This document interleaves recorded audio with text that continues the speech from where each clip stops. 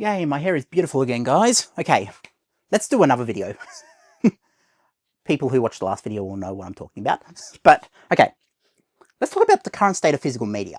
Because I feel like physical media is a big conversation at the moment. Everyone's starting to say, oh, all these streaming services, I should just go back and collect all my physical media. I should just buy everything I like. The current state of physical media is kind of a weird spot, and it's kind of why I'm losing my passion for it. So when I talk about my passion for physical media, people know I've been downsizing in recent months. People know that I have been taking my DVDs out of these covers and putting them into sleeves. Now, the sleeves do have enough room. If I ever need to put them back in the full-size cases, I can. Obviously, I've donated the covers, but I can buy more. They're very easy to find. It's not like I'm losing anything by throwing away the plastic, other than just having them in the plastic. So, I have been choosing to experience it that way, and I prefer having the more space. Now, given the thing with physical media is that it's in that weird spot at the moment where everyone is starting to gravitate towards it, and people are starting to say, yes, we've got to own our media. They're starting to see the appeal of it.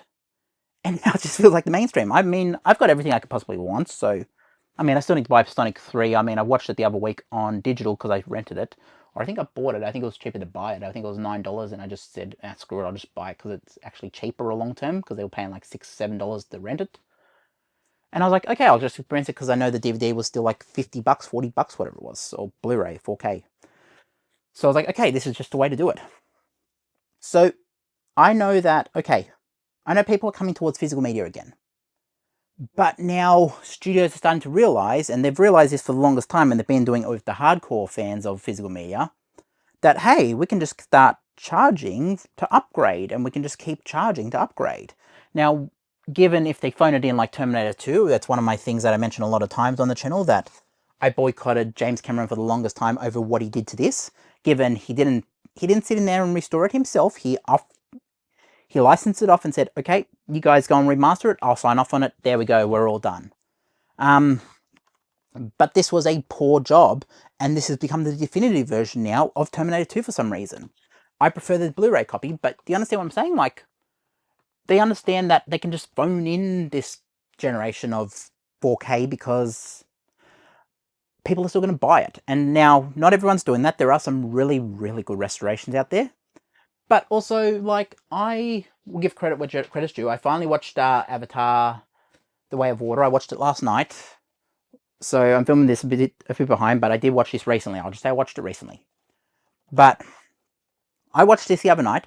Great movie. Cameron does way better action movies, and definitely things around water and the sea. He does fantastic movies around that. But that shouldn't mean that because he's focused on this, we get crappy restorations. Now, he has used DNR for True Lies and The Abyss, so I will say they're present in that. I have not watched Aliens yet. I probably should watch Aliens. If I can get True Lies off the shelf, it's very stuck in there. So there's True Lies right there. But, you know, True Lies has DNR done, so meaning Arnold Schwarzenegger looks like a wax figure, like you're visiting Madame Tussauds, you know? So I get that that's not great, but when I'm watching an action movie, I didn't really care for that. That was something I did notice, but that I was like, okay, you know what? In the scheme of things, I don't mind it. Same thing with The Abyss. It's there. Don't mind it. It's more noticeable with something like Terminator, where he went and changed whole color grades, and you're like, oh, okay, he's done that for some reason.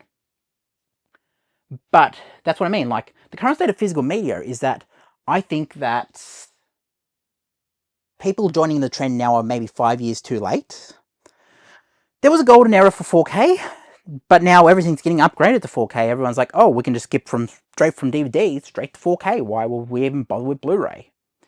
And given if you were a collector of Blu-ray, then you're like, oh, okay, now there's a 4K that exists. Now, given there are reasons to have a 4K, there are reasons to have a Blu-ray.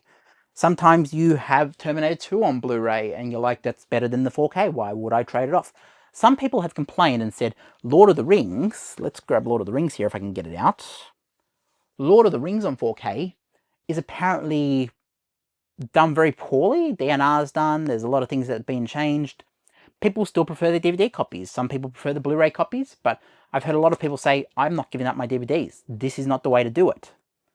But given that's the definitive version now, Peter Jackson has put his effort into this and said, this is the one. But do you understand what I'm saying? Studios and directors know that they can just phone in this generation of physical media and just be like, you know what? They're still going to buy it. And that's why I'm kind of over it. I mean, they've fought for the longest time that, okay, all the physical media collectors are just going to show up regardless. So I've got that sure thing market. But it's also putting me off as like, oh, well, I'm just a cash cow to these companies. Put out a good product. What happened to that pride of, oh, a director's done this and a director's put all their effort into this? Now, given Kevin Smith has announced that Dogma 2 is happening, maybe Dogma 1 gets a 4K release on 4K media, and then also maybe he puts a bit more effort because Kevin Smith does love the fans. I know that this is the case. I know that he is a fan of fans and he wants to please the fan base. And that's why, Kevin Smith is pretty cool. But, not all directors do that. I mean, I know Christopher Nolan does it with Oppenheimer. He said that's the preferred way to watch Oppenheimer. You want to watch Oppenheimer? Watch it on physical media. There it is. But that is how... There's few directors who actually prefer that method and put the effort into the Blu-ray. A lot of times it's just sign off saying, go put that thing out on a disc for me. The physical media collectors want it. And yeah, I mean, just charge like $50 for it. I don't care. I just want the money. It's like I was watching interviews with John Fogerty, right? And he was telling this story about when Creedence Clearwater Revival had sold their voting shares in the back catalogue of music, how the music's used. So they sold it to the owner of Fantasy Records, I believe, who was sold... The same dude who produced One Flew Over the Cuckoo's Nest, that guy. He produced it. He also owned the catalogue for Creedence Clearwater. And John Fogerty said in interviews that he asked one of them, I believe, it wasn't Doug Clifford, it was the bass player. I forget what his name is. Stu? Yeah, he was saying, like, Stu came up to him and said, like, okay, I sold mine because I don't care about the music. I just care about the money. Just give me the money. I don't care what it's used in. And John Fogerty was like, we have nothing else to talk about. Because, that's the thing of an artist versus someone who just wants the money. And you see Christopher Nolan, he puts the effort in because he's like, I don't care about the money, like, I care about the experience. I want my fans to know that I'm putting in the effort in these things. Same thing with Kevin Smith, same thing. He cares about the fans, he puts in the experience. Now, given the menus could be better, but at the end of the day, he's doing his best to try to translate that. Now, he doesn't have as much money or whatever as anyone else. Like, he's a very good director, he's very well off, but, he will be a comic nerd. He will go to Comic-Con and be like, you know what, I'm just going to go and play with the fan base. I don't care. I just want to go and have fun with the fan base. So, few directors do it. And I feel like Cameron fell into that in recent years. Now, given Avatar on 4K, I haven't watched Avatar 1, but Avatar 2, Avatar The Way of Water, that looks phenomenal. And the movie is phenomenal. Like, I have to give him credit. I boycotted it for the longest time, but now that I've finally watched it, I will give him credit for that one. Don't know if I'm going to run out and watch this Fire one in the end of this year. I don't know if I'm going to go watch that one in the cinemas or just wait till that comes out. But, I don't know, might go and give it a chance. But I also believe that Cameron has to make ways to right the fan base, Terminator 1, when it came out on 4K, I actually didn't mind it. I know there's DNR there. I think he's used some form of AI. But I didn't mind it. It looked alright to me. But also, the reason I'm just over physical media is because it just feels like there's too much of it now, and we're getting subpar so often that it's just like, okay, we know what we mean now. We're just cash cows for these companies who don't care about the artistic vision, who don't care about the artist's direction, who don't care about how it was originally directed by Stanley Kubrick or whatever. They just care about, okay, just chuck it on a disc and the physical media collectors will just show up. And at a certain point, I'm just like, Kino Lorber do really good jobs. I'll give Kino Lorber a chance. I haven't opened this one, but I have heard what's on this, and this is why I went out and bought it. This contains the original mono, Mad Max. This contains the original mono that was the Australian mix that was released in Australia. Now, this was only available on VHS copies in Australia. It wasn't put out to the world. Every release, like even the Warner Brothers release, this one, I have this, so I have 2 copies of Mad Max. This is the Warner Brothers release, this is Kino Lorber. Kino Lorber did a better job at remastering this from what I heard. So I have both copies because I'm an idiot. But you know what I mean, like, One of them contains the mono, and the mono is what you want. That's the original sound mix. There are little things you hear in that you don't hear in every other version since. But yeah, you know, some labels do it really well. I think Criterion even hit it out of the park every now and again. Now, given Criterion, the hit-miss ratio is getting kind of 50-50 now. It used to be a lot higher of like they have a hit every time, but now it's kind of went 50-50 where you don't know if Criterion's going to hit a home run or if they're just going to maybe do a bit too much.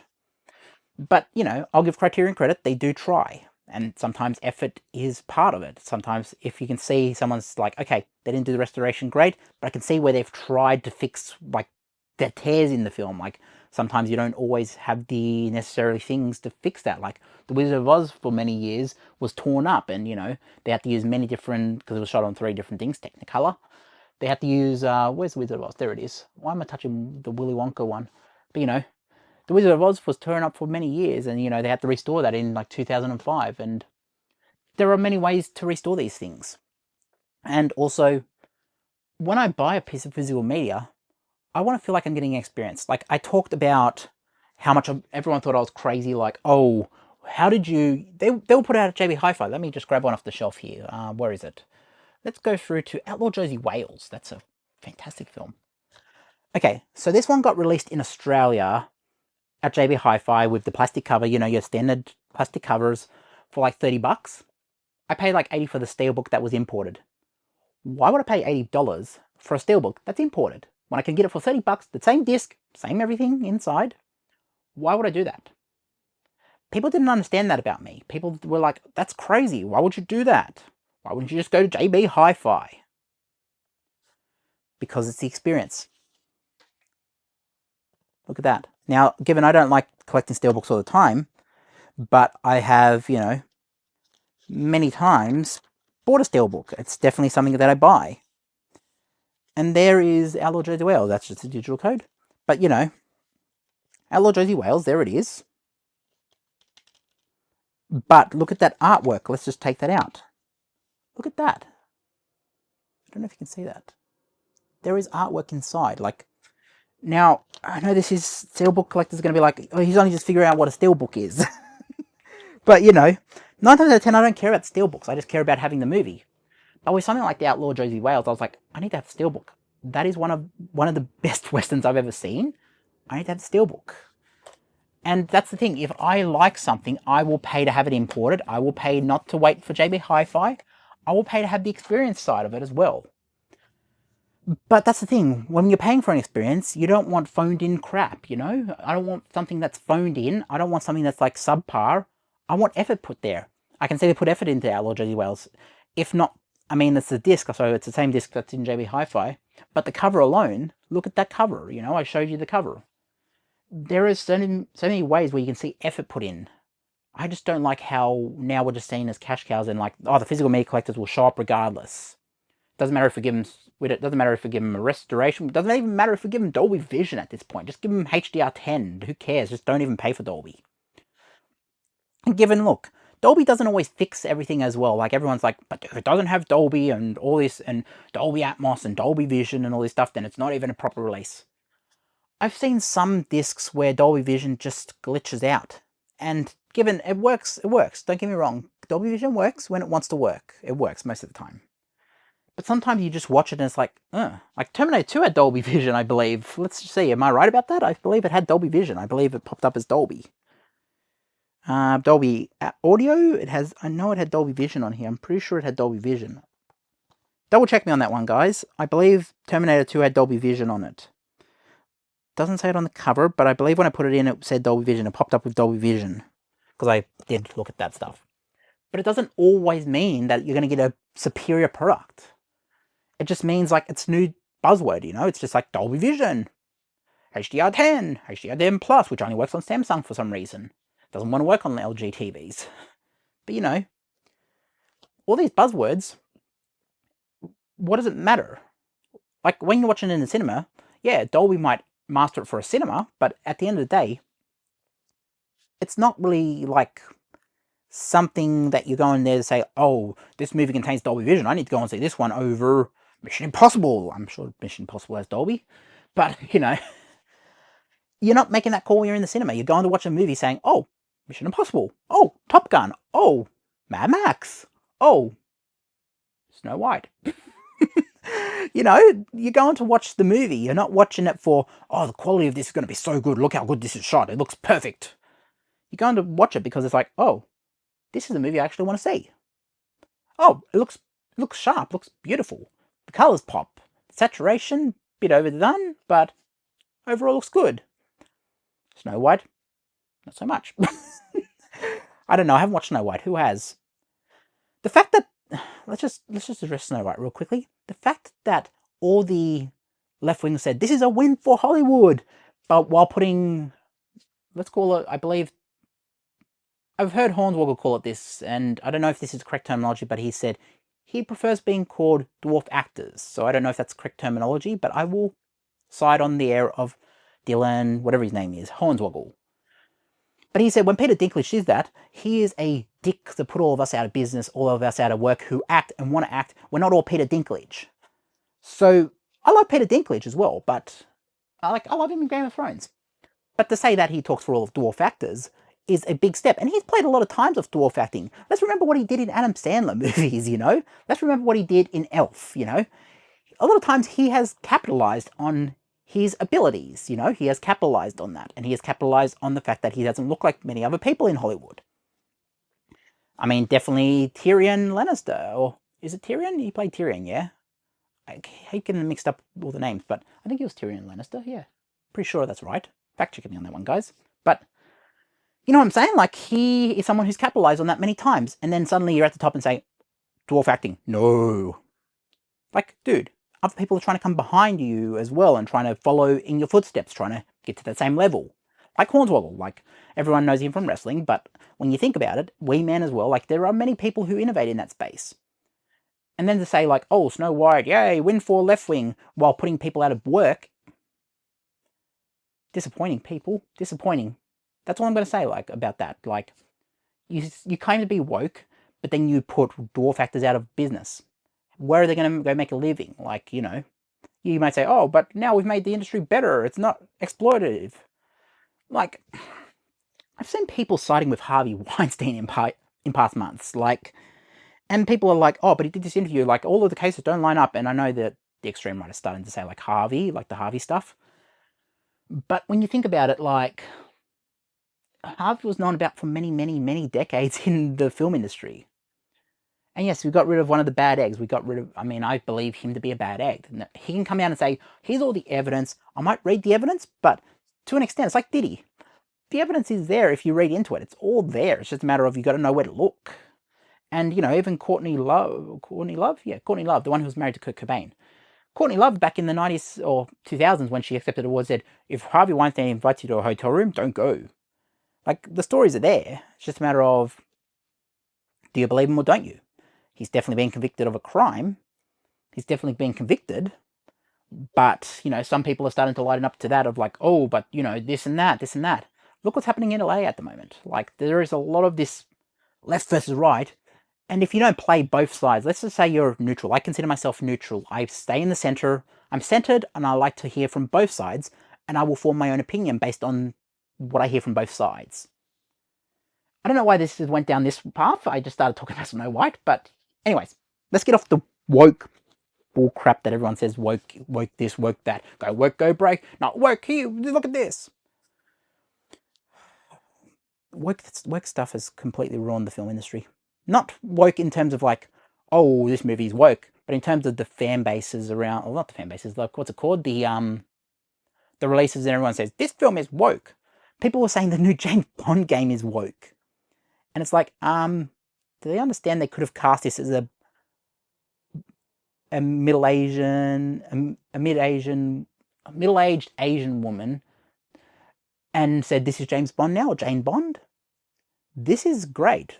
But also, you know, I definitely want Everything Everywhere All at Once. Like, that is a fantastic movie and a perfect way to use, what's her name again? I forget her name. Michelle Yeoh? Is it Michelle Yeoh? No. Yeah, Michelle Yeoh.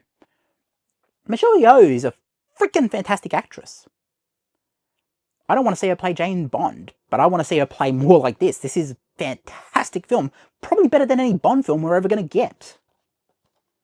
But do you understand? Like, by saying, let's just make, I don't know, who were they saying? They were saying, like, they're going to make Professor X black now. Now, given Giancarlo Esposito might play a really good black Professor X, but it doesn't line up with the character's origin story. It doesn't line up.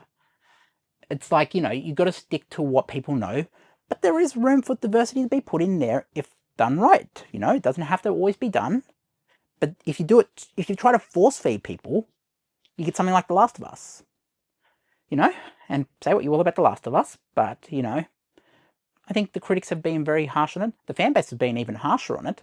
So, it's one of the few things where the critics and the fan base agree on something for once. But anyways, back to the modern state of media, because I don't know where I went down that rabbit hole. But anyways, back to the modern state of media. The reason why I just feel like physical media is losing its appeal is because it is. We are cash cows. We know what we are. We're going to show up for every release. Now, at a certain point, I just stopped buying because I just got bored of it. It just became something where I was like, okay, I'll buy the ones I'm interested in. Like, I'll go out and buy Outlaw Jersey Wales. I'll go out and buy Power Rider. But I don't need everything anymore. I'll see what it's like. I'll wait and see what Jeff says about it. I'll wait and see what Zero at Midnight says about it. I'll wait and see what all these people in the space say about it. And then I'll say, okay, maybe I should buy that release. Maybe I shouldn't. Oh, this one, they've done they use too much DNR. Oh, maybe I should skip that one. Maybe the Blu-ray copy is good enough, which is something that physical media collectors should be doing more of instead of less of. Because I know as physical media collectors, especially the hardcores like myself, our first instinct is like, oh, a brand new, Ghostbusters has just come out on 4K or whatever. It's been out for years, but Ghostbusters has just come out on 4K. Got to go and buy that. Instead of saying, Ghostbusters. I mean, it's shot on film, so it probably would be good. So yeah, I heard 28 days later is getting a 4K release. The thing was shot on a smartphone, essentially. What resolution are they going to pull out of it? Now, given they might use AI upscaling, but the original film, it lines up with Blu-ray and even DVD. DVD is very kind to that movie, because that's the way it was shot for. But anyways, guys, I'm just ranting at this point. Let me know what you think. Are you kind of over physical media as well? Or am I just kind of like over it and I'm in a unique spot? And look, I know I'm going to try to make more videos. I know I'm kind of being slack with videos at the moment. A lot of this is for self-reflection, looking inwards instead of outwards. I haven't got the title belt back beside me, but I do have the World Heavyweight title, the little Kitty Jax one over here, so good enough. The big size one is in the other room, but it pisses me off that it's got the Goldberg name on it. It should say Triple H, because the Triple H, that's the Triple H belt to me. That's the one that Triple H wore. That's the one when he was in the Reign of Terror that he always wore out. Seth freaking Rollins is Mr. Money in the Bank, so he's going to cash in and... Oh, imagine if he cashes in on John Cena. I think it should be R-Truth to defeat John Cena, by the way, if anyone's wondering. Now that... Well, he's not R-Truth anymore. He's Ron Killings now. He's back to his original name. Well, if we talk about his original name, wasn't he Quick back in the day in the Attitude Era? So, I don't know, but... The fact that Ron Killings, when he held the TNA World title, he was Ron Killings. So the fact that we got that version might very well be something very nice to enjoy coming up. I want to see him beat John Cena for the world title. I want to see him defeat John Cena. This serious version of Truth could be the one to do it. They just have to present him right. Make it as like, have John Cena defend the title many times. Have him defeat, like, have John Cena on the run, but have R-Truth keep coming in, hitting him. Like, make it like this rivalry where until it culminates at the end of the year, like at Ruthless Aggression, and then you have R-Truth win. And R-Truth needs a world title, because the fact that he was released a couple of weeks ago, that was not a work, I believe. I believe that was a true to life. He was released and then they saw the fan base backlash. And the locker room backlash. So yeah, I believe R-Truth needs a world title. It's great that he's back. Carlito's probably sitting in Puerto Rico. I think he's Puerto Rican. It's Puerto Rico, yeah? That's where he's from? Yeah. Anyways. Carlito's probably just sitting there like, dude. Braun Strowman's like, dude. Where's the fan base? But, look. Braun has TV shows coming up. Carlito's winning world titles already in Puerto Rico. Everyone's going to be better off, I think. And, Carlito was barely used in WWE, the past thing, other than the Judgment Day. He was barely used, so maybe this is a better thing that Carlito's back on the indies. Maybe he'll get more over. Maybe he'll get more opportunity. Maybe he shows up on AEW. Maybe Tony Khan throws him a couple of million. Potentially, I don't know. But, yeah, I don't know. I'm just ranting at this point. Let's end the video, guys. Thanks for watching. Let me know what your thoughts are on physical media. Do you feel like you're a cash cow when you buy this stuff? Do you feel like it's actually worth upgrading from Blu-ray to 4K or even DVD to 4K? Do you feel it's worth it, or are you just happy with your Blu-ray, DVD, Laserdisc copies, HD DVD copies? I don't know. What else is out there? VCD? No one likes VCD, do they? Do people still collect VCD? I feel like VCD is still a thing. Oh boy.